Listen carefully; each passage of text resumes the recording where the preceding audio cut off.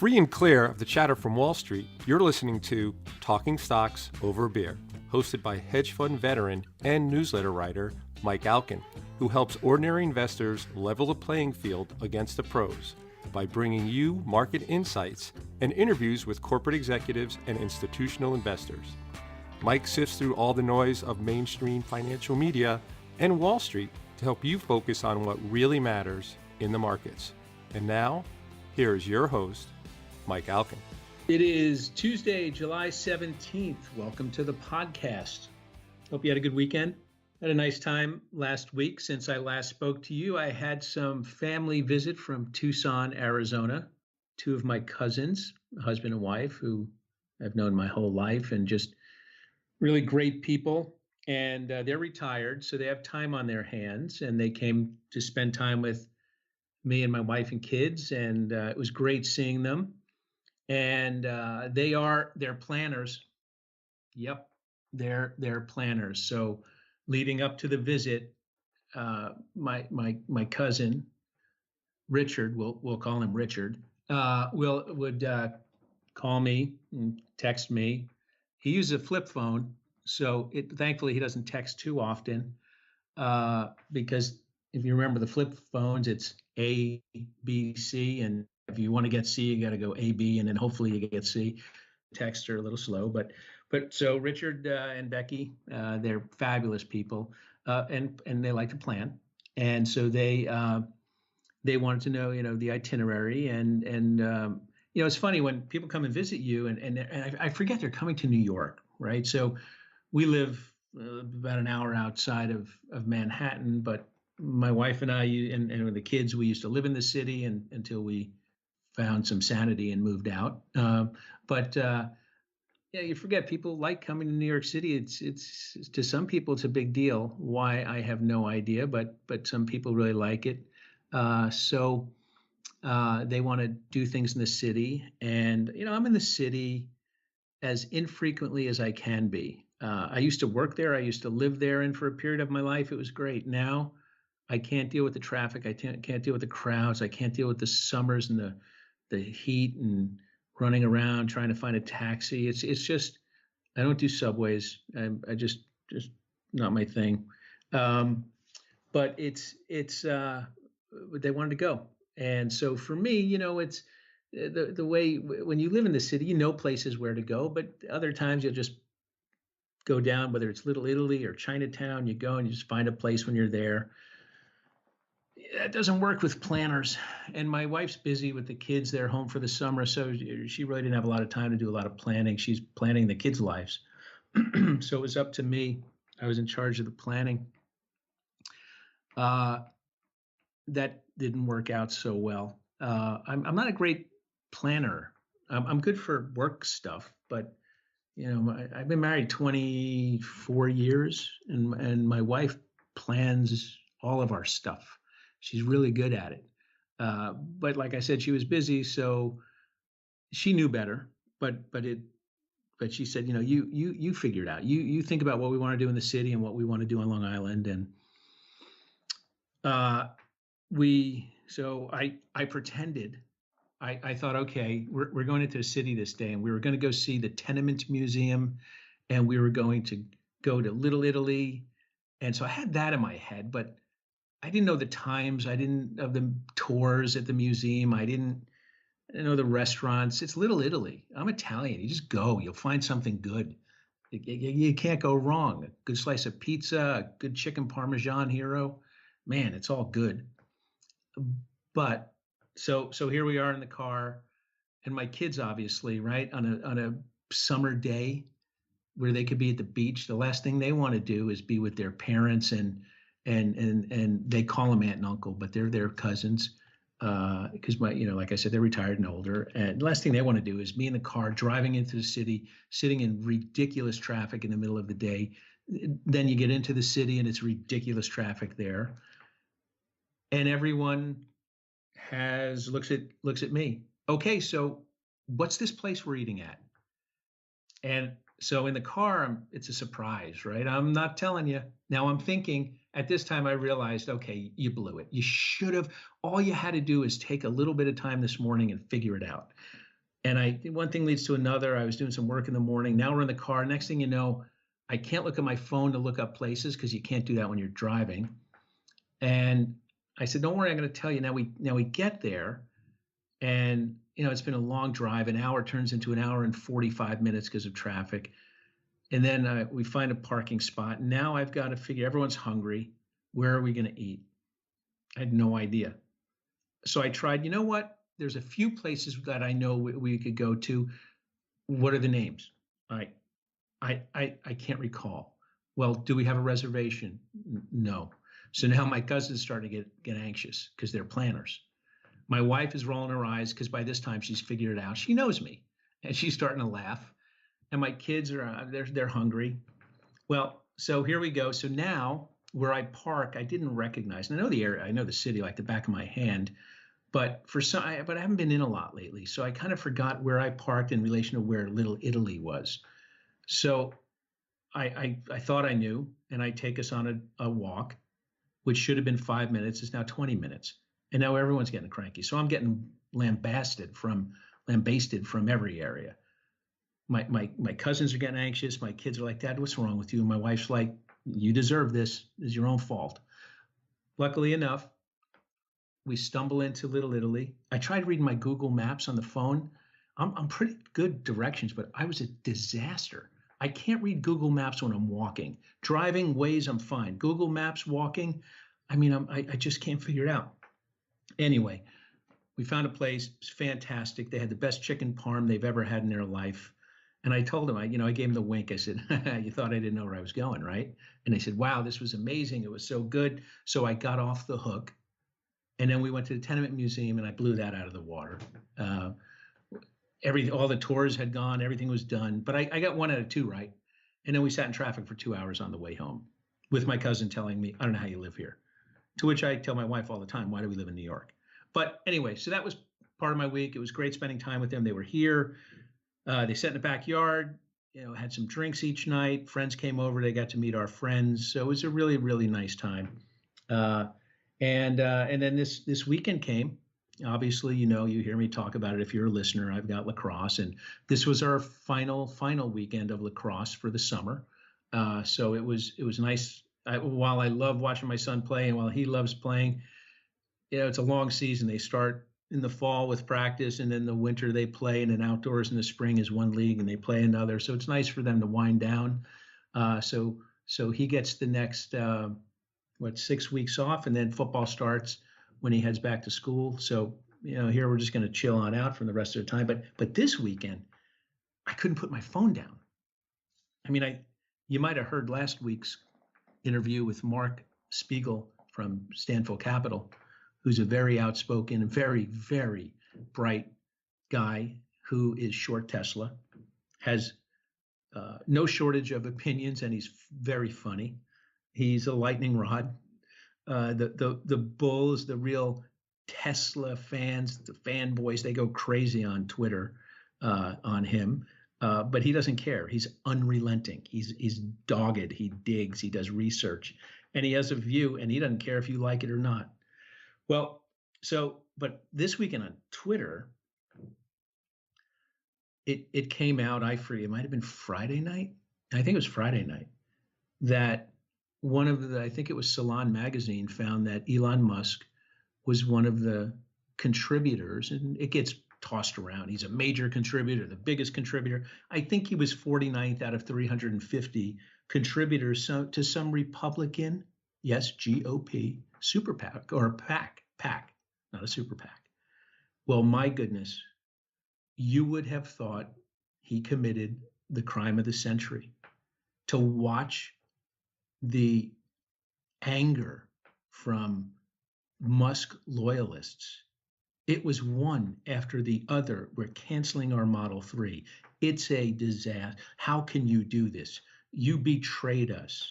It was unbelievable. Anyone who could support the GOP is a hypocrite. And he's built his loyal following on convincing people that he could change the world, that he's all about humanitarian help. He's all about reducing global warming, playing his part in it, right? That obviously plays into a crowd that believes in that and doesn't really like Trump or the Republican Party, and he got lambasted. He got destroyed on Twitter. It was interesting because he could say anything, and his fan base comes out and supports him. Not only do they come out and support him, they come out and annihilate anyone who says anything about him. If you have any opinion that's negative, they'll come out and try and destroy people. I've not seen anything like it. Right? It's not normal conversations where you can have agreements and disagreements and points and counterpoints. The fervor, the anxiety, and look, and there's, like, on the bear side, there's a lot of really smart guys doing work that come out with views, and they don't hold any punches either. So it's a slugfest. But it was interesting because, the Musk loyalists and the Tesla loyalists, not all of them, but unlike anything I'd seen in watching the Twitter feeds, the disappointment in him for doing that. So it was, I was thinking, wow, what's he thinking? It's probably one of these moments where he's like, wow, I've been around 15 years. We've generated negative almost $9.5–10 billion in cash flow. We've put up so many milestones that we haven't reached, and I'm unscathed. We just keep cruising along. It doesn't matter. Do what we need to do and keep selling the dream. And come out with the Roadster. It's going to finance the Model X. The Model X is going to finance the Model S. So you got a $100,000 vehicle that's going to finance the $70,000 vehicle. Then we're going mainstream with the Model 3. And, the timelines keep getting pushed out, but it doesn't matter. The stock keeps moving higher, or did move higher. But it took, I think it was a $38,000 donation to a Republican GOP PAC to cause many of his followers, or some of his followers, to really get pissed off at him, to where they were saying we're canceling Model 3s. Now, I don't know. It could be a few hundred. It could be a few thousand. Who knows? I don't know. But it was unlike anything I'd seen. So, but Mark Spiegel is out tweeting and retweeting, and there's others out there on Twitter who are bearish that were coming out with stuff, and it was fascinating. That was Friday night, Saturday, and then maybe it was Saturday night. I forget. It was one of the two nights. Just when you thought, wow, Musk comes out sometime late Saturday night or Sunday morning, not even a full news cycle away, and comes out with going after one of the cave divers, who is an Englishman who lives in Thailand, that's mapped many of these caves in the country, and especially this one. And he contacted the Thai government and said, you should go get these cave divers. And here's where I think the kids are. I know from what I'm reading. And he played an instrumental part in finding these kids. Well, somewhere along the way, he was interviewed by one of the news outlets. It might have been CNN. And he said, and during this time, by the way, somewhere along the way as this drama was unfolding with trying to figure out how to get to these kids, Musk was out saying he's going to put together a vessel and they're going to go and get the kids. And they've been working on it with the smartest SpaceX engineers in the world. And yeah, a nice deed, I suppose, right? The bears would say, one could also say he was doing it for attention and promotion. And look at me, I'm here to save the world. I don't know. Who knows? If I had to guess, yeah, probably a little bit of PR out of it. But you never know anyone's intentions. So let's take it at face value out there saying, hey, we're gonna go get these kids. Well, for whatever reason, and he went to Thailand. I think he took the vessel with him, but it wasn't needed. They were able to get these kids out. Well, one of these guys who was instrumental, this Englishman, was interviewed by one of the news outlets and said, you know what? We didn't need it. It was too late. It was a publicity stunt. He could, put that vessel where the sun doesn't shine or something like that. Well, that didn't sit well with Mr. Musk, because he went out on a tirade on Twitter and he talked about how it was needed, how it was requested of him to build it. He tweeted a picture of an email and he showed his proof positive as to how important he was to the mission, and he was there if it needed it, and away he went, and he then went on to say something about referencing him as a pedo, and which was in context believed to be, I think, not a very nice compliment about a pedo, what a pedo is, right? Some people say, well, he was referring to him as he was referring to this gentleman as a pedophile, and that brought outrage, as it should, from all corners of Twitter. Now, he has 22 million followers. Many of you listening may not be on Twitter, and that's fine. I got to tell you, as a communication platform, it's pretty spectacular. There's a lot of noise. There's a lot of people with beer muscles and bar muscles because they don't have their real names. And I understand it. For some people, it's because of who needs the grief, when you've got this vitriol that's going back and forth. But there's just because some people have a name that's not their own name, it doesn't mean that they're not really bright, but sometimes it gives a little more bravery. But it was unbelievable what was coming out on this, and the backlash was just stunning. Picked up by every news agency. The Financial Times picked it up. Fortune picked it up. It just, and you look at it and say, my God, you run, I don't know, 4 or 5 companies. If you're Musk, you've just interviewed by Bloomberg, where you talked about you've got one foot out of the hole on Model 3 and the car of the mass market car to get them to the promised land, but it's still, in his words, a production hell, but they're getting better, and whether or not you believe that, that's up to you. But that's what they say. But really entrenched in trying to get Tesla going. He's got SpaceX, and he's spending his time on Twitter fighting with people all the time. And I look at it like, my God, you're running one public company is hard enough. Running 2, 3, being involved in private companies, that's a lot. But it was, so I don't get too down in the noise. But I try and step up and say, what's the bigger picture here? Like, this is a guy running a $60 billion company, and he sleeps on the factory floor trying to get production going. And some will say, my God, he's a hero. Look at that. Others will say, okay, name me another $60 billion company where the CEO is sleeping on a factory floor to try and figure it out. Something's not right here, right? Again, you got both camps. But to get in the weeds and to start street brawling like that, and to go out and calling names like that, I mean, it really makes you wonder, like, what the heck is going on? But it's just entertainment value. I couldn't stop reading it. I mean, it was just this company is unlike anything I've seen. The CEO is unlike anything I've seen. Right? Again, some say he's a genius. Some say he's not. That he's full of empty promises. Again, you got both camps. I find it just fascinating. So anyway, I had the cousins here. I had the normal weekend. That was it. But now we're going to talk about something near and dear to my heart: uranium. There's a lot going on in the world of uranium, and I wanted to bring someone in because one of the things that's moving the uranium markets, or keeping it on temporarily hold right now, I should say, is a Section 232 petition that was filed by 2 U.S. companies, UR Energy and Energy Fuels, with the U.S. Department of Commerce, that is petitioning the Commerce Department to force the U.S. utilities to buy upwards of 25% or 25% of their uranium from U.S. miners on the grounds of national security, versus where they buy 1% to 2% now. So I'm going to bring on Jeff Klenda, who is the CEO of UR Energy. Now, for full disclosure, I am the general partner of an entity that owns shares in UR Energy. So, take that for what it's worth, right? So, I want to disclose that so that you know that.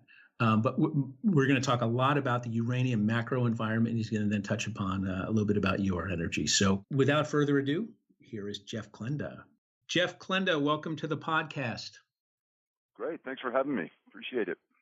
Yeah, that's great. It was good seeing you a few weeks ago at the Nuclear Fuel Marketers Conference out in Monterey. Yeah, same here. And Interesting time. I came away from that conference genuinely excited, and I don't mind telling you that after all the years that we've kind of labored in the post-Fukushima environment, the WNFM conference in Monterey there was a lot of exciting things that came out of that conference. So it was great for morale, I think, for the industry, or at least for those of us that are producers in the industry. You know, Jeff, I've been to a number of these conferences now, and the WNA conferences, and you're right. It has been really a downer to go to these things, but it certainly had a different tone to it. And at these conferences, it's not a Wall Street conference. It's not a bunch of companies sitting around with a bunch of investors, and you have the bulls scratching the bulls' back and the bears, poking away at it. And here you really get to see what's going on in the field, stuff that you see every day because you deal with utilities and you're in the market and you're talking with traders and whatnot. But it's nice when you get a gathering of them because it's in the air, it's in the ether, it's in the body language, and you really can get a feel. And for me, I walked away saying, wow, this is an environment that's much more optimistic now than it has been. So speaking of that, so you're the CEO of UR Energy. Why don't you give listeners a little bit of your background? Talk about how you came to the uranium industry and what you've done since you've been in it. Well, I'll tell you, I came to the uranium industry in one word, reluctantly. Really, I was on the board of directors of multiple companies, and a group of guys that I was working with out of Ottawa and Toronto came to me and said, look, we think it's just a great time to be in the uranium space. I wanted nothing to do with it. I reluctantly agreed to come on the board. I said that I would give them a 2-year period of time, and of course, that's the way some of these things start. But now when was this, later, Jeff? This was in 2004. So actually it was. Uranium space was a very exciting place to be in between 2004 and 2007. And but we, at that time, it's important to keep in mind that it was a very hot space. I mean, there were nearly 600 uranium companies globally. Of course, today there's less than 40, and more than half of those are simply exploration companies in Canada and Australia. But we set out from the very beginning to try and distinguish ourselves among that very large group of uranium companies at the time, and intended to be a low-cost producer here in the United States and provide U3O8 or yellowcake to the United States utilities. And while we have been tremendously successful in that undertaking, because Fukushima occurred almost 7.5 years ago, it's been a difficult time. But for us as a company, as I mentioned, we've been up and going for 14 years now. We spent about half of that time as a permitting and licensing story, but finally got our record of decision in October of 2012. We built out our processing plant, the world's state-of-the-art ISR facility, in 9 months on time and on budget, which, as you know, is a rarity in just about any of the extractive industries. Spent a couple of months in commissioning, and now next month, as we get into August, we will have now been in production for 5 years. And during that time, we have emerged as the lowest cost producer across all publicly traded companies globally. So we're very, very happy with our production performance. But one of the things that we've learned in no uncertain terms is that it's not good enough to just be a low-cost producer. You have to have good offtake agreements and high-valued contracts to coincide with that. And we're fortunate in that we felt that that there could be some downtime after Fukushima, and that we needed to make sure that our company was protected. So we did a good job of putting long-term contracts in place that have protected our shareholders quite well, and those remain in place through the end of this decade into 2020 and 2021. So we're in a unique position, you might say, as far as the industry is concerned. Great. Well, we're gonna touch a lot on UR Energy, but I want to step back if we can, and let's talk uranium macro. And as you just referenced, in March of 2011, a tsunami off the coast of Japan caused a nuclear meltdown at Fukushima. And I'm doing this for the benefit of those who may not be familiar with the nuclear power and uranium industry. So that took all of the 54 Japanese reactors offline, and that was about 13% of world demand. And so an interesting thing happened because of the unique market structure of the uranium industry that work off of 7 to 10 year contracts. even though a big chunk of demand came offline, a lot of the uranium miners were selling uranium off of old contracts. So while in any commodity, when there's a lot of excess supply, you see the price go down. But even though the price was going down, there was not an immediate response from the uranium providers. One, they had long-term contracts in place, and even the Japanese were still taking deliveries. And it really wasn't until that that waterfall of expirations started to hit that you started to really see it start to back up. But so these 7 to 10 year deals really gave a false sense of security to I think the miners, and it went on and it went on. And it's interesting to me as I started really examining the industry 2.5, 3 years now, that delayed response from the big guys and really taking the big production offline was somewhat surprising to me. and you mentioned the cost of production, and talk to me and how some of them, the low cost providers, are in the $20 per pound. For context for people listening, uranium was $137 at its peak in 2007. When Fukushima occurred, it was about $73. And then since then, it's been a slow march down where it troughed at about $17 about a year and a half ago or so. And now it sits at about $23 per pound. But Jeff, give, if you can, listeners, since you were in the industry, you were in it in '04 as it was on its ascent to '07 peak. And then you were there as it started to slowly drift down after the financial crisis. When I say it, the price of uranium. And, demand was slow. Obviously, when the global financial crisis hit, you saw a little slowdown. And then Fukushima comes.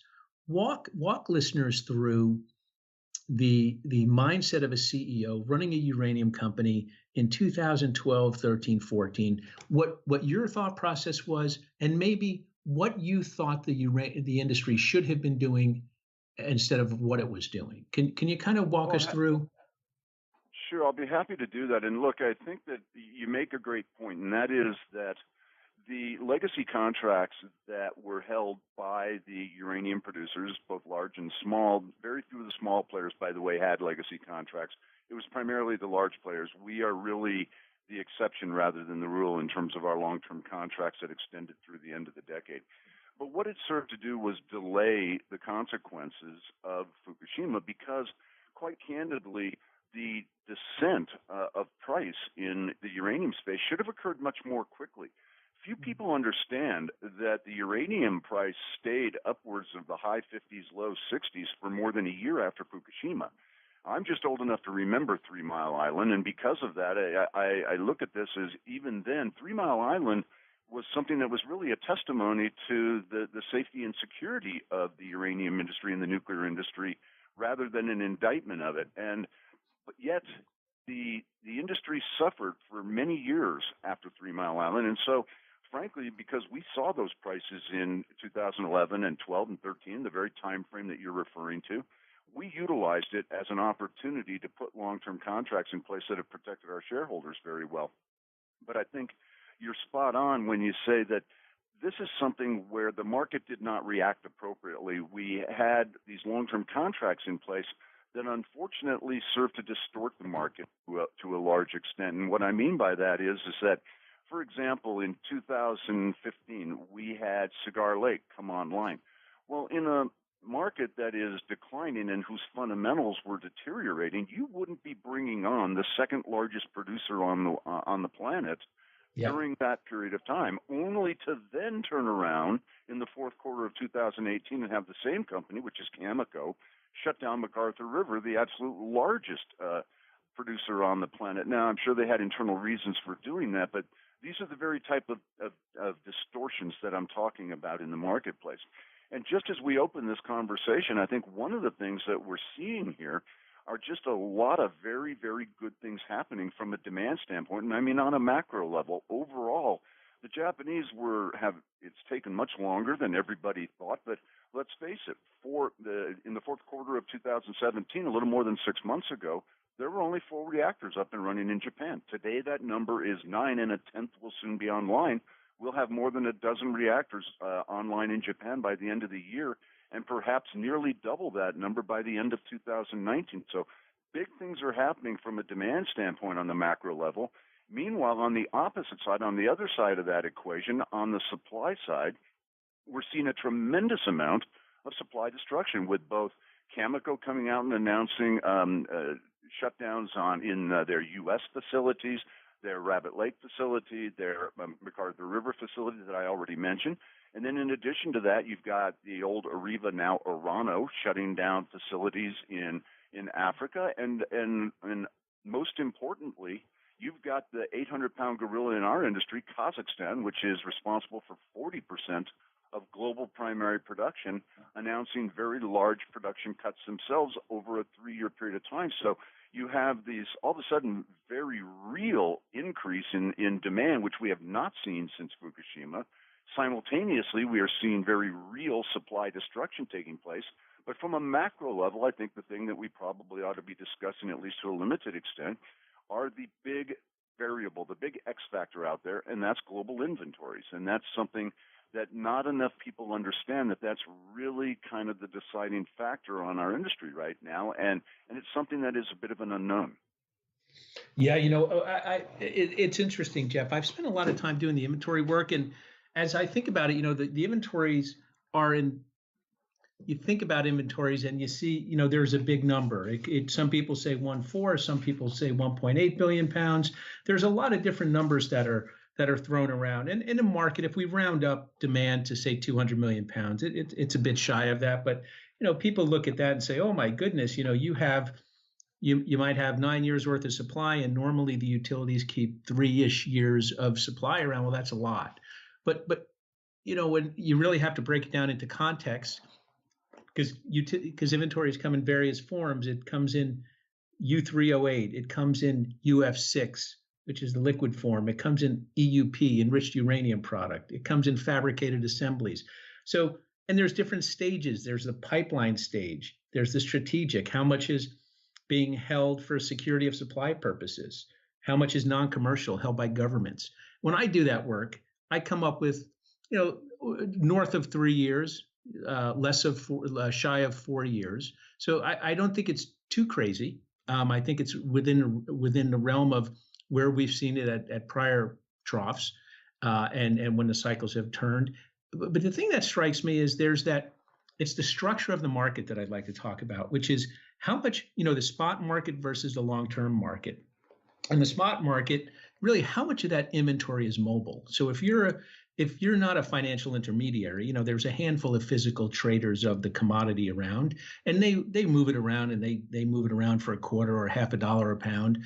But then there's the buyers, there's the utilities that are coming in and topping up their needs, and they're buying some uranium, and how much of that can they really get access to?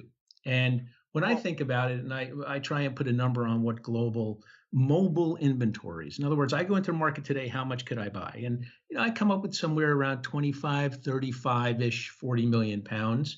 And if you look back over the years, and before Kazakhstan in 2009 really started selling heavily into the spot market because of transfer law pricing that was initiated in that country that kind of forced them to sell into the spot market. And they were a much smaller player at the time. The spot market was very thin. And so now as I think about it, one of the things, you mentioned just now, these big supply cuts, by my math, it's 20% of supply. And I could get to a number in the primary mine supply, and I've modeled out every mine in the world. I could easily see 135 million pounds of supply, and then there's secondary supply of maybe 40-ish million pounds, and I think I'm aggressive there. And demand's north of 190, shy of 200, and you're kind of starting to see where a deficit is starting to develop. And so you've seen all these cuts, yet the price in the spot market of uranium sits at about $23, and it's up from 20 not too long ago, but it hasn't soared. And people say to me, well, Mike, how come with all of the supply destruction, prices haven't gone through the roof, if there's a deficit forming, if the inventories in the mobile market are reasonable. And I come back to, for me, it's the structure of the market, which has been these long-term contracts. And a lot of the utilities, as we look forward, when you look into 2020, about a third of the uranium they need is not under contract. And they normally buy about 2 years ahead of time. And I know you know this, I'm talking for the benefit of the listeners. And so that means the contracting cycle, the prior peak cycle is expiring. They need to come to the market, and true price discovery, big size, real contracts, 500,000 pounds a year. It doesn't occur frequently in the uranium market. It occurs in the long-term contracting market, and more recently in the shorter-term carry trade market, which I won't get into, but it's had a change in the dynamic of the market.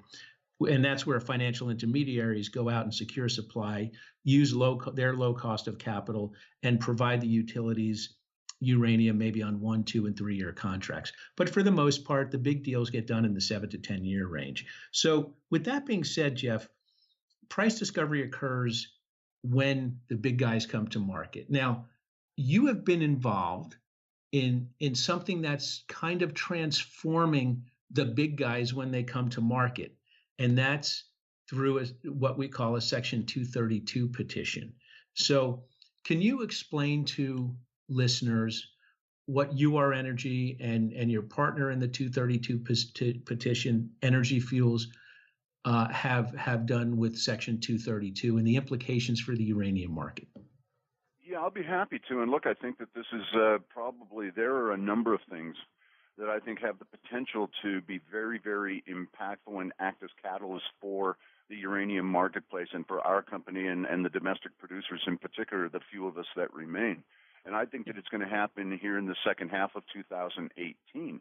But one of the things that I think is critical to, as just a kind of a basis for this, a foundation of knowledge to understand this market, is that one, when we were talking about those inventories, you used the correct word. What is the mobility? What is the actual number of pounds that are mobile and that would be transferred or would be sold or potentially sold into the marketplace? And that number is substantially less than what global inventories are thought to be. And the other thing that I think is critically important is that you talked about price discovery, but you need to understand something. I think your listeners need to understand something. True price discovery is something that absolutely has not been occurring in this industry. Yep. The trade that has taken place in the uranium space, and keep in mind, once again, with Kazakhstan as 40% of global primary production, it's, to put that in perspective, they are twice as impactful in uranium as OPEC is in oil. So when you talk about Kazakhstan, they are really something of the environment rather than calling them the industry. And so what they do matters. And what they have been engaged in is, for geopolitical purposes, they have an advantage, and they have used this as a very well-orchestrated strategy to grab control of the nuclear fuel cycle worldwide. And their end of it specifically is the very front end of the fuel cycle, uranium production. But you've got heavy government subsidies that they enjoy there. They have very low-cost labor, which is nearly slave labor. They have virtually no environmental standards whatsoever. And over the course of the last 4 years, they have devalued their currency by more than 85%. So all told, you create this scenario where they're producing in tenge with virtually no environmental standards, no remediation, no restoration, virtual slave labor, and heavy government subsidies, and it's being done so that they can assert themselves geopolitically around the globe. And their partner, their JV partner in half of their large projects over there are the Russians, Vladimir Putin and their subsidiary entity that, for all things nuclear, Rosatom. So what you have is a market that has been just tremendously distorted for geopolitical purposes. And we've seen this before out of the Russians in both natural gas and oil. This is nothing new. Those are the two largest income producers for the Russian economy, are natural gas and oil. And Vladimir Putin has never missed an opportunity to use those geopolitically as weapons against his allies and his adversaries. And so I think the idea that they would not do that in uranium is something that is naive at best and dangerous at worst. So this is something where we felt we could no longer allow this to happen. The United States, quite frankly, is in danger of losing the fuel cycle. And the fuel cycle, Jeff, you already if you could described explain that for people, because I don't think I've talked about it in the talks I've given, but it's Sure. so important. Could you walk people cycle through the is pounds more- that we used to produce and where we are Yeah. now and all that stuff? We don't just produce uranium and then it becomes fuel for a nuclear power plant. The reality is that it must go through a variety of steps and enhancements to become fuel for a nuclear power plant for our civilian reactors. And it must first be mined as uranium. We deliver it in 875 pounds of drums as yellow cake to the conversion facility in South Central Illinois called Converdyne, which is owned by Honeywell and General Atomics. There it's converted to UF6. That UF6 is then enriched at a separate enrichment facility. And then that enriched uranium is formed into fuel pellets, which are later fabricated and assembled into fuel rod assemblies that are then used as fuel for a nuclear power plant. So this is an involved process that typically takes somewhere between 2 and 3 years to accomplish. And the reason that we felt that the Section 232 trade action absolutely had to be filed was because back in January when we filed it, we felt that the industry, the fuel cycle, would not endure a full year after that. We felt that if it not us, who? If not then, when? It had to be done. Already, the reason that we filed this with our co-petitioners, Energy Fuels, was because already the two of us constitute more than 50% of U.S. primary production. And this year, in 2018, with still further falling production, we will actually be closer to 75 to 80% of the total amount of production that's produced in the United States. And yet, it's a very anemic number. We are going to produce probably less than 1 million pounds in the United States, and the United States has not produced that small an amount of uranium as primary production in the United States since back in the late 1940s, since before we had a nuclear power for civilian use industry in the United States. So not only that, Converdyne, again, owned by Honeywell and General Atomics, announced a shutdown. They've been shut down since November. And the only enrichment we do in this country is contract enrichment, largely contract enrichment for the Russians for delivery to U.S. utilities here in the United States. And even then, it's a very small number. So we are in danger of allowing the fuel cycle to entirely go away in the United States. And let me just make one comment about that. This isn't just about our own energy industry in the United States and our own national security, even though it has huge implications for both energy policy and our own national security, which, by the way, is the true use and should be the use of Section 232. But there's a larger issue at stake here. For the last 70 years, the United States has been the primary deterrent to nuclear proliferation around the globe, and we need to continue on in that role, as it is right now. We've got the Iranians, the Saudi Arabians, the North Koreans, all of whom want to build out nuclear power programs in their countries, and we want to have a voice in what type of plants they can build. We want to be able to inspect them. We want to make sure that they're not going to enrich beyond a certain level so that it can be weaponized. We have a very, very much a vested interest in the activities of these countries. If we allow the fuel cycle to die in the United States, we are essentially forfeiting that place at the table. That's why Section 232 is not just critical for our energy policy in the United States, not just critical to our national security. It is critical to nuclear proliferation and the prevention of nuclear proliferation around the globe. To the global community, this is an issue we cannot afford to lose. Well, Jeff, it's interesting. So you mentioned 1 million pounds of production. For context to our listeners, the U.S. consumes upwards of 50 million pounds per year of uranium. That's correct. And it accounts for 20% of the United States electric grid. And I think sometimes if you're new to learning the nuclear power story, in the Western world, people think nuclear power is a dying business. And I don't think they understand how entrenched it is and how significant it is. So what Jeff is saying is the U.S. producers produce 1 million pounds a year, and the U.S. utilities consume 50. Well, that means we're an 100%. importer of virtually all of our uranium. So That's where do correct. we get some of that from? We get upwards of half from very Russian-friendly states. We get Kazakhstan, Russia, Uzbekistan, and then we get And some from increasingly China. China, increasingly China, Niger, right? So we don't control something that controls 1/5 of our power grid. And like Jeff said, we can't enrich it, we can't convert it. Now that Converdyne, the converter, has gone on care and maintenance, it's a very serious issue. So Jeff, for the listeners, explain what 232 is, explain where it's at, and what you hope to accomplish with it. Well, it's a very simple process, actually. This was brought about as part of the Trade Enhancement Act of 1962, and this is Section 232 under that act.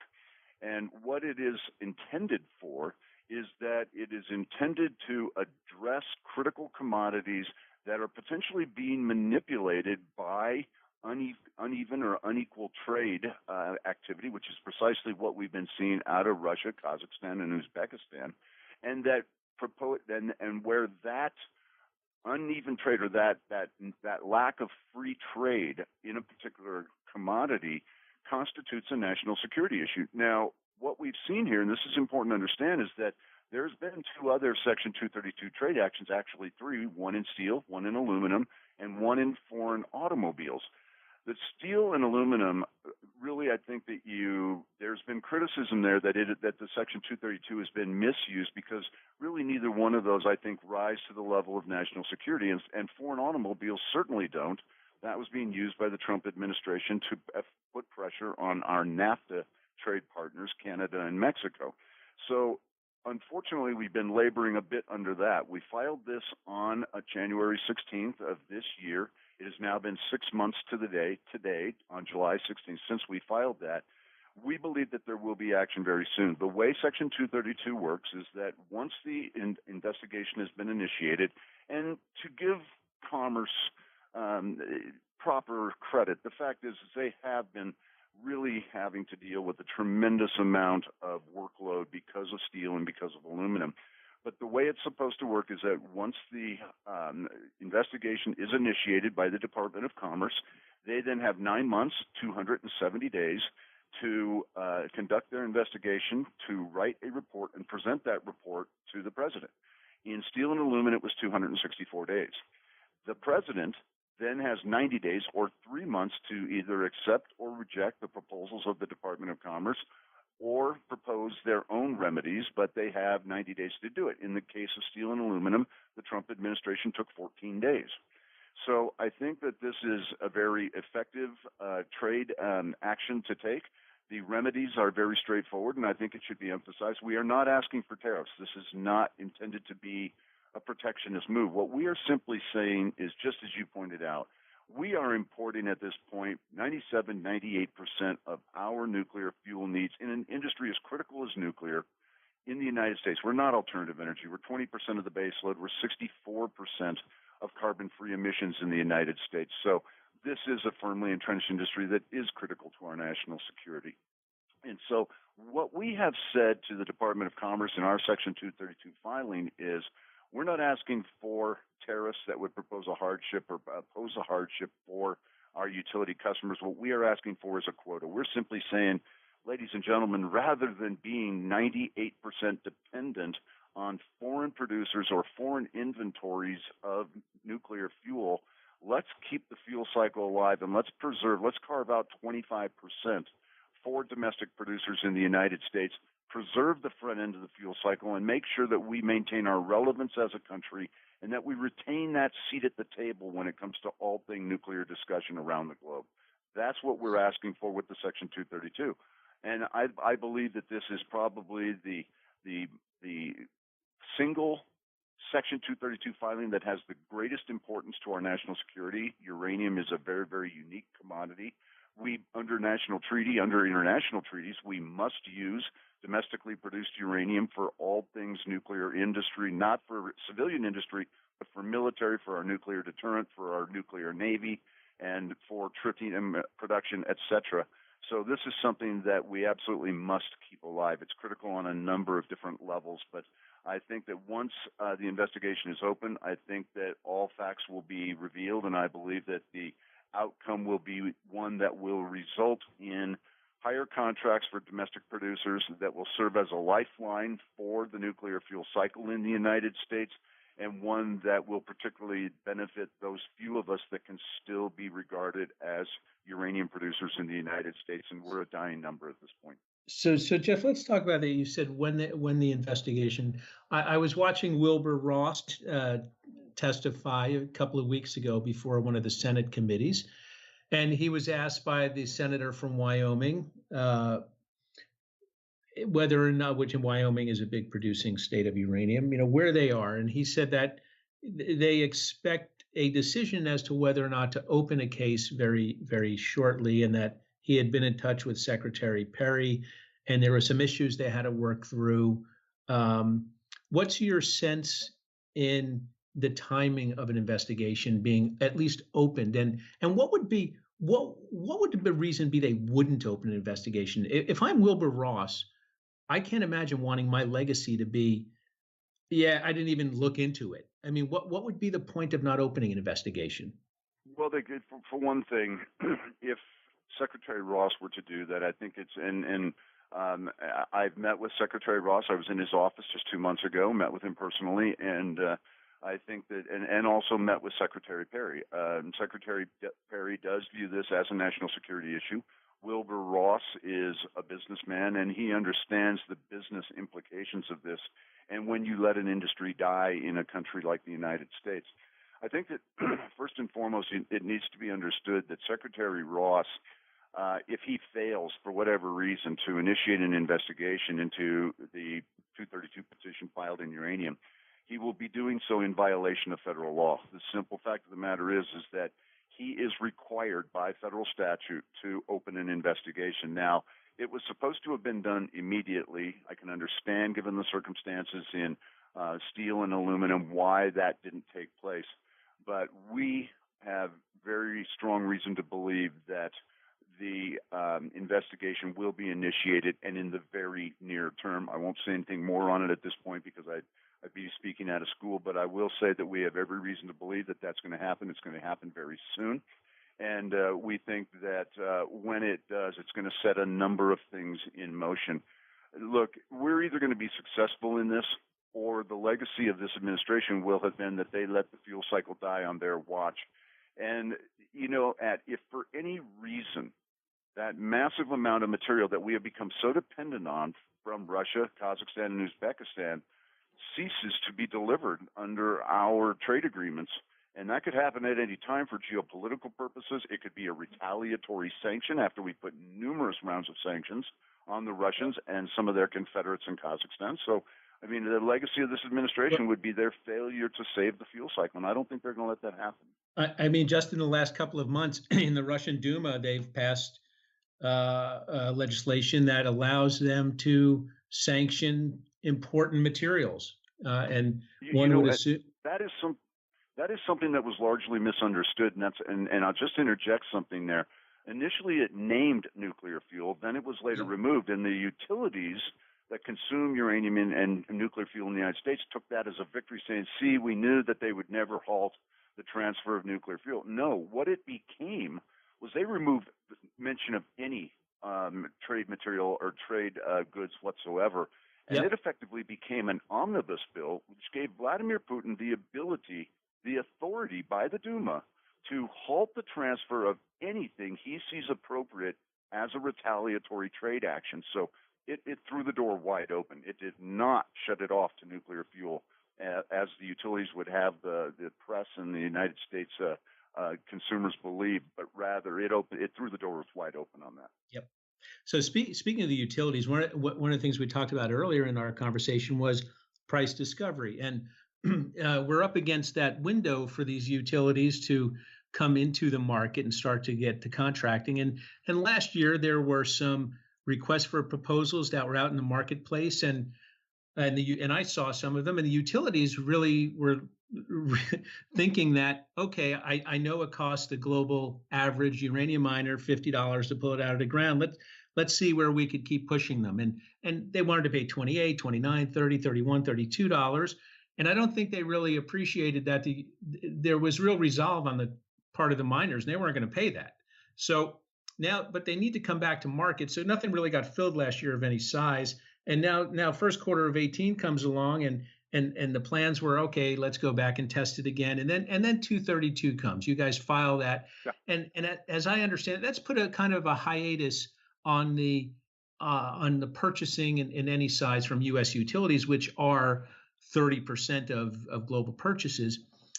So explain why a utility would do that. Educate our listeners for what would cause them to just step back for the moment until they get some clarity, which then prevents real price discovery from taking place in the short term. Well, and Mike, I'll tell you what, that's a great point, and I'll tell you why it is, because you mentioned earlier when we started this discussion, people question you and ask the question all the time, why have we not seen it? If we're seeing all these new great things happen from a demand standpoint, significant portions of the inventory are being consumed because there's a significant deficit, real legitimate supply destruction is taking place. Why haven't we seen it in pricing? I hate to have to confess it, but in large part that may be due to my actions, because when we filed, and so that's not a good thing for a producer to be saying, but no, but I get it. I understand it, but it's good for listeners to understand. Yeah, and what happened here was that, and we know this to be the case, is that the utility said, wait a minute, if we may very well, because they understand this is a legitimate issue. We didn't bring some frivolous Section 232 action here. Uranium is critical to this country's national security and to our energy policy overall, and if you really want to be serious about fighting climate change, we have to be part of that solution. There's no getting around it. So the utilities looked at this and said, look, if I'm going to have to buy now a certain percentage of my uranium from domestic producers if Section 232 is successful, and I think they believe that it is going to be successful, the immediate response by them has been to, we're going to sit on the sidelines. We're not going to go in there, that we're not aggressively going to push up price, even though we see all these new great demand fundamentals that are reasserting themselves. And as we talked about some of those that came out of the WNFM conference just a couple of weeks ago, and it's really causing them to sit on the sidelines now. So price has really kind of stagnated down here in this kind of 22 to 24 very small range, because the utilities are not willing to commit themselves to additional large-scale long-term purchases, which makes sense because they need to wait and see what the outcome of this is going to be. I think that actually this is a good development, and in this case, while I would normally certainly as a producer be in favor of higher prices, the fact that the utilities are now sitting on the sidelines in deference to what a very positive outcome could be for me and my shareholders at Urenergy, I think this is a positive development, not just for us as a company, but for the industry in the United States. If the United States allows the fuel cycle to die, it won't be because we didn't take up the battle. We're fighting the battle as best we can.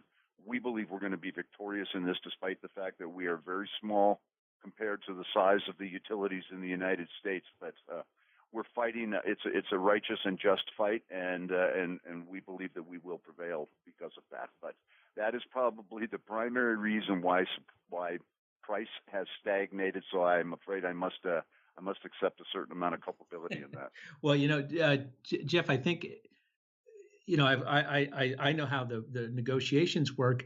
People who are not familiar with the industry think it's as simple as a utility calling a uranium miner, say, hey, let's get a deal done, and it takes place overnight. There's a lot of work that goes into these things, and it takes a while. And if I'm a utility, why would I want to enter into contracts if they might have to get undone down the road? I would want some more certainty on it. And I think that one of the things that unfortunately has come out of this Section 232 filing is that we have really, truly gotten a sense for how oversupplied the utilities have allowed themselves to get because of the Kazakhstan, Uzbek, and Russian dumping in the market. And I use that term very carefully because typically when you're referring to dumping, you're talking about a method of selling a given product that violates international trade rules and regulations, where they are discounting to current market at uneconomic prices and doing it for the purpose of giving themselves an unfair advantage in a trade situation.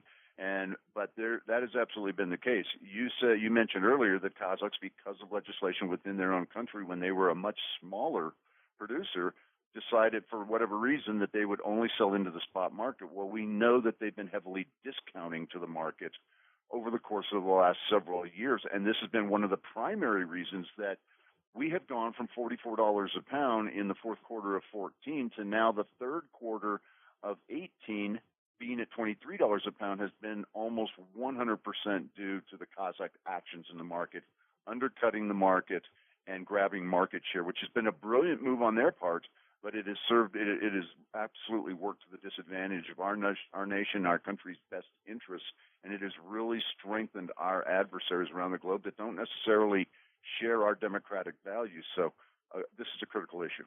Well, Jeff, one of the other questions I get asked a lot is, okay, so why wouldn't the Kazakhs just keep dumping? I mean, from the work I've done, I think there's a big misunderstanding what their actual costs are. I mean, they produce, and we'll talk about this in a minute, they use ISR mining, which is a method of mining that has lower upfront costs, but a lot of actual maintenance costs. And when you look at the all-in cost to produce, it's higher than their cash costs and not nearly as low as some people think they are. But when pricing was higher, it still allowed them to benefit from it. But people say, so why won't they just keep doing it? And, I point to the fact that, the company is now, it's a state-owned company that now is selling a portion of itself to the public. And, as the CEO of a public company, when you have shareholders to report to and you have much different accountability, that requires discipline to come in. And they also have to understand that the Kazakhs didn't wake up one night and say, okay, we're going public. 20% of their state budget is really oil and gas related. And in 2014, when oil and gas cratered, that created quite a hole in their balance sheet. And that's when they really went on a mission to privatize a lot of their state-owned assets. And they brought a big major consulting firm in, and they did a lot of work, and they tried to really understand how they can improve it. And there was a lot of change that needed to take place, because it really was like an old Soviet-style mentality of produce, and at the expense of cost. Don't worry about it. And now that seems to be shifting. What's your sense on that? Well, I think that that's absolutely correct. And I think that when you take a look at what the potential catalysts are for our industry let's just restrict it to the second half of 2018. Forget about the supply-demand fundamentals and the ramp-up in demand and the real supply destruction that we talked about. I've always said that I felt that those supply-demand fundamentals would begin asserting themselves in the second half of 2018. I've been saying that for more than a year now. Mm-hmm. Actually, I believe that that's already occurred in the first half of 2018. Let's also take off the table the idea that there could be a black swan event geopolitically that just causes the cessation of any transfer of nuclear fuel to the United States and the West coming out of Kazakhstan, Russia, Uzbekistan, and China.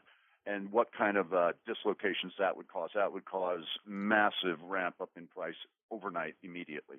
The two things that I think are going to serve as the biggest catalyst for our industry this year are going to be, one, I believe that there will be a positive outcome from our Section 232 filing.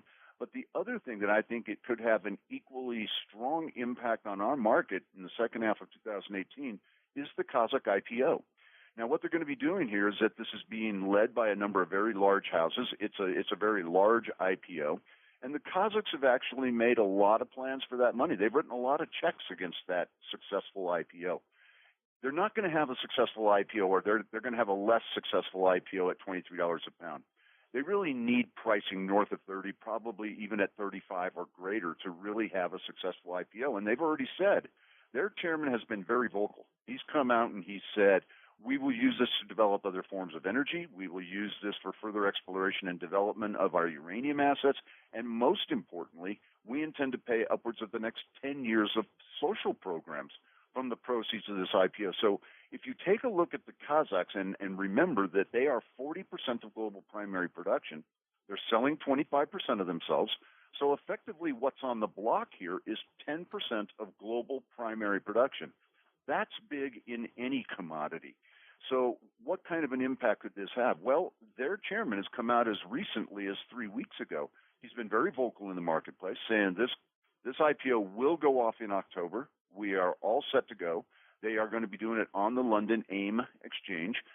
probably also in Astana, their home market, and I believe that they will likely also include the Hang Seng in Hong Kong as a third market where they will do the IPO. So he has already said, their chairman has already come out and said, we will cut production as necessary to facilitate higher prices to make sure that we have a successful IPO. So out of his mouth, I mean, this is what their chairman is saying to the marketplace. I think this is going to have a tremendous impact on the global pricing of uranium, whereas our Section 232 will have more of a domestic impact here in the United States. But I believe that since they are such massive producers and providers of uranium globally, if they significantly cut production and decide that they want uranium at $35 a pound, uranium is going to be at $35 a pound. They have that type of influence over the market. So I believe that those two issues, the Kazakh IPO and Section 232, are going to be probably the two biggest market drivers in the second half of this year. Great. All right, so we're going to talk UR Energy. Before we do, I just want to put a disclaimer there that I am the general partner of an entity that owns shares of UR Energy. So for listeners, understand that, do your own work, but and I'm a shareholder of Jeff's company. And I think that's important to always to disclose. So UR Energy is, you're an ISR miner. Folks, for those of you who are not familiar with it, it's in situ recovery. And there's really two ways to mine uranium. One is conventional, which would be either hard rock or underground. It's hard rock, but it's underground or open pit. So you go underground like you would see mine shafts, or a big open pit where you'd see a lot of trucks. Or you have in situ recovery, and you kind of could think about that like an oil and gas drilling, where you put a drill down in the ground, you lay some pipe, you put a solution down, you separate the mineral, and it comes up through some pipes, and it goes into a processing facility. Now the open pits and the conventional ones typically cost more on the upfront side to build, a little bit lower maintenance, whereas the ISR facilities could probably get done for a little bit less, but they have maintenance costs. They have to replace wellheads, and they have to spend money doing that. So UR Energy, Jeff, why don't you explain what UR Energy is and the type of mining you do, and give a little background on the company? Well, yeah, I think you fairly well summarized it, but effectively think of us as solution miners. And if you can envision the 5 spot on a dice, the 4 corner wells would be injection wells. The center well would be an extraction or production well. And what we do is that we pump a bicarbonate of soda, effectively highly enriched with oxygen Perrier water, through the formation, dissolve the uranium in place or in situ. We pump out that impregnated solution, comes in where it goes into our ion exchange columns, where it's coated onto millions of tiny polymer beads. Then it attaches itself, the uranium does, to these millions of tiny polymer beads. It is then eluted, where we take a saline solution and we wash the uranium off the beads. The beads go back for reuse in the ion exchange column. And then what we do is that we take that highly enriched eluent and we run it through a series of circuits in the plant where it is precipitated, dewatered, and then filter pressed, dried, and packaged as yellow cake, and we ship it out the back door in 875-pound drums. That's the process. It is very environmentally friendly. And the thing that's important to understand is that 10 years ago, less than 10% of global production in uranium was done via in situ. Today, that number is in excess of 50%.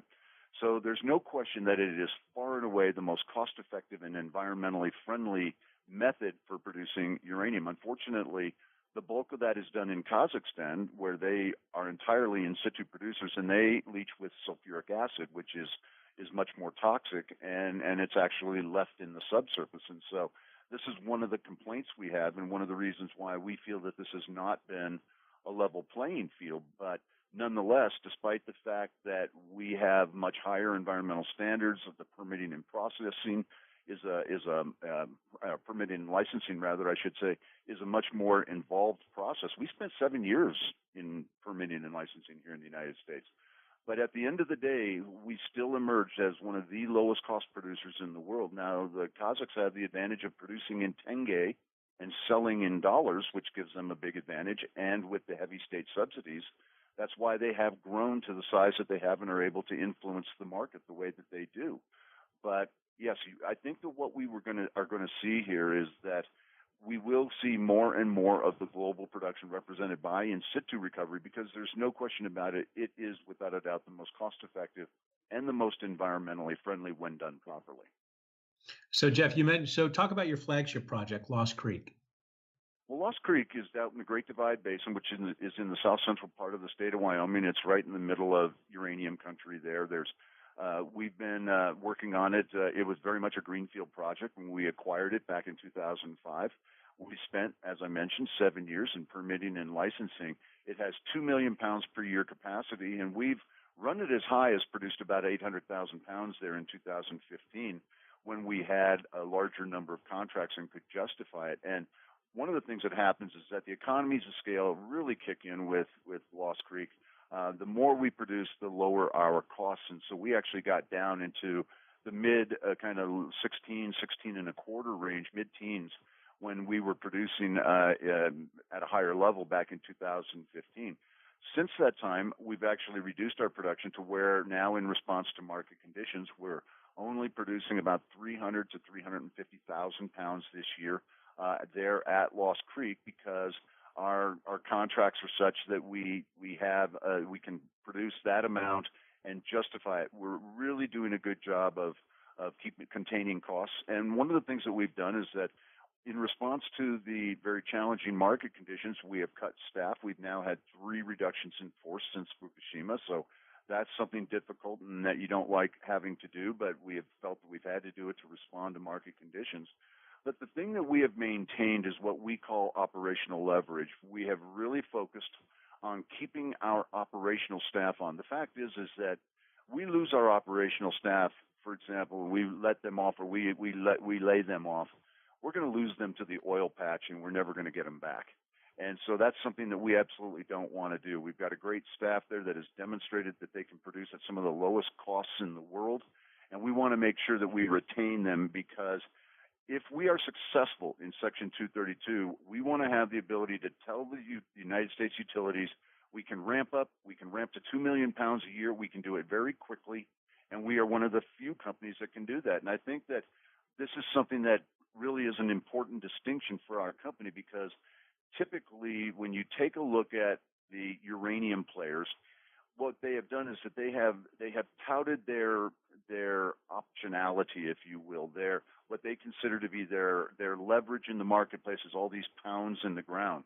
Well, in another era, that might have made sense, because you could just look at it and say, well, gee, this is what constitutes optionality, and this will ultimately allow them to be a much larger producer. Those days have really come and gone. And what I mean by that is that we believe now the leverage that we have maintained, the operational leverage, the ability to go from 350,000 pounds to, say, 2 million pound a year run rate in about a 2-year period of time is far more relevant in today's market than pounds in the ground that, let's face it, we all know the reality of this. 95% of those pounds will never see the light of day. So operational leverage is now the most critical form of leverage, and that is what we have worked hard to maintain as a company. So let's a couple of things there. One, for listeners who aren't familiar with ISR mining, you talk about cash cost and what your all-in cost to produce is, and then also the reference you just made, most of those pounds aren't coming out. Explain why. Well, first of all, I think that it's important to understand that there are, and it's not just in uranium. Let's clarify this and put it in a broader context. Yep. Whether you're talking about zinc and copper, and you're talking about tons of ore or tons that you have in the ground, or you're talking about gold and silver, and you're talking about ounces in the ground, or you're talking about uranium, where you talk about pounds in the ground, there are a number of different cost structures there that need to be applied to the actual production and development of those resources. And unfortunately, the exchanges, in our case, the Ontario Securities Commission or the SEC, they have very strict definitions of what you can call resources, are just inferred or measured and indicated or inferred categories of resources. But they don't have clear guidelines as to how you express those in your press releases. So one company may be expressing purely in C1 cash costs. others in C2 or C3 because there's a lot of different levels of cash costs that go in. And then you have an all-in cost that brings in the acquisition of the actual property itself, all of the costs associated with the production of that resource, all the way through to full restoration and reclamation of the property, and that's your all-in cost. So for us, for example, when we were able to produce at 800,000 pounds a year in 2015, we got our C1 cash cost down to about $16.26 a pound. Now, this is a forward-looking statement, but we've always felt that if we could go to 1 million to 1.25 million pounds a year at Lost Creek, that we could get cash costs down maybe perhaps as low as $13 to $14 a pound. Again, a forward-looking statement. We'll have to find out when we get there. But then our all-in costs at that time were right about $10 more. They were just under $27 a pound all in, and that includes the acquisition of the property from the beginning of time to full reclamation and restoration and every cost of production in between. Right now, our costs have risen because we've lowered the amount of production down to 300 to 350,000 pounds this year.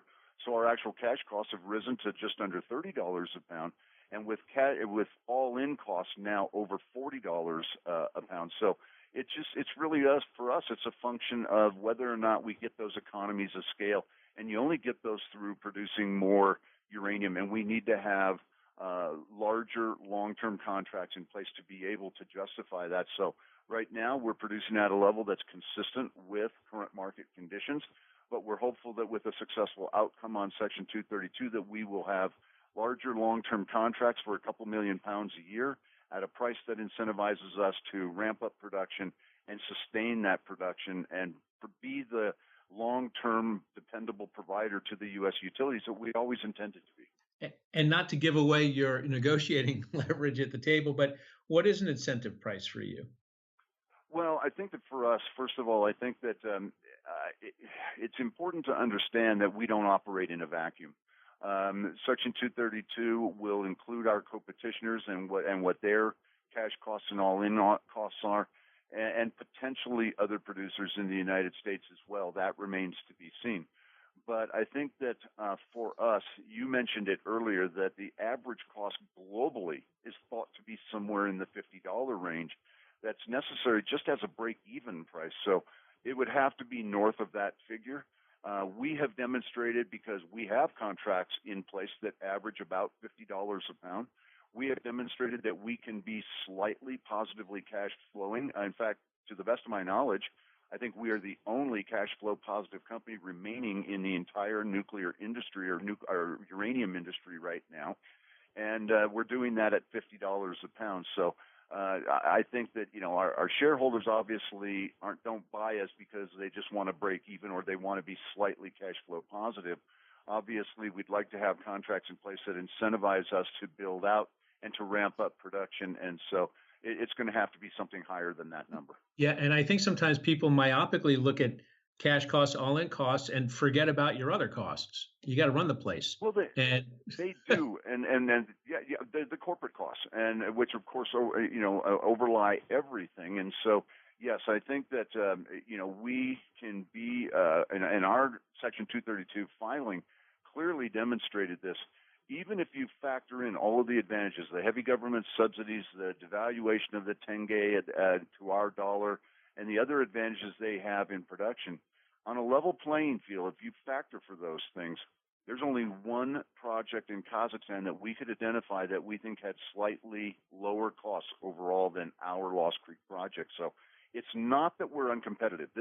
When we're talking about Section 232, this is not some 1930s style Smoot-Hawley type of protectionist trade policy that we're advocating. Once again, we're not advocating for tariffs. We're simply saying, guys, preserve a certain percentage of the domestic consumption market for U.S. producers. Let's keep the fuel cycle alive and make sure that we have that place at the table internationally. So that's what it's really all about. And our national security is really critical.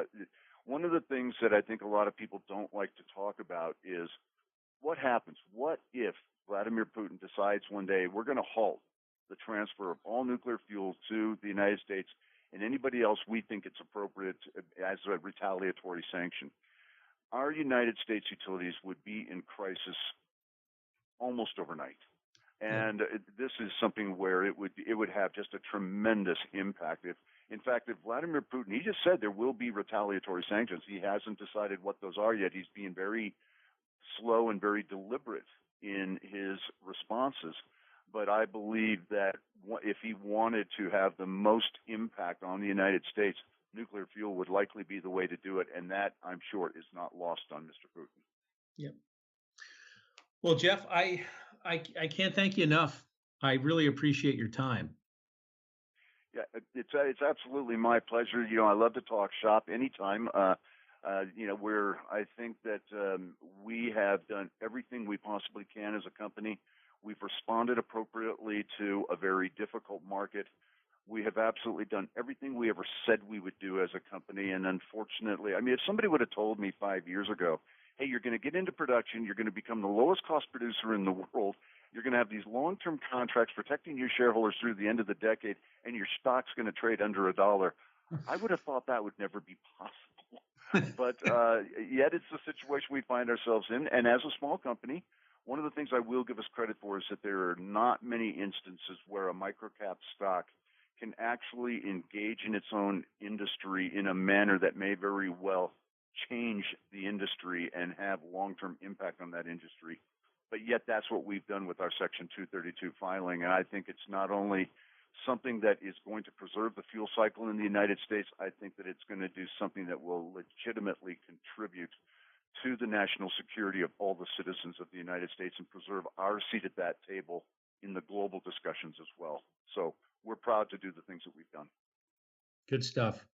I'll be in touch soon. Thanks, Jeff. Great, Mike, thanks so much. Appreciate you having me. You bet. Take care. Bye for now. Okay, I hope you enjoyed the conversation with Jeff. I speak to a lot of guys in the uranium world, a lot of CEOs, and Jeff really has a great handle on the macro uranium market, and is an eloquent speaker and really, really sharp guy. I always enjoy speaking with him. I had breakfast with him out at in Monterey a couple of weeks ago, maybe 4 weeks ago now, at the Nuclear Fuel Marketing Conference. We spent some time talking and really enjoy speaking with him. So I hope you enjoyed it. And until next time, hope you have a great week, and we'll be back next week. Thanks. The information presented on Talking Stocks Over a Beer is the opinion of its hosts and guests. You should not base your investment decisions solely on this broadcast. Remember, it's your money and your responsibility.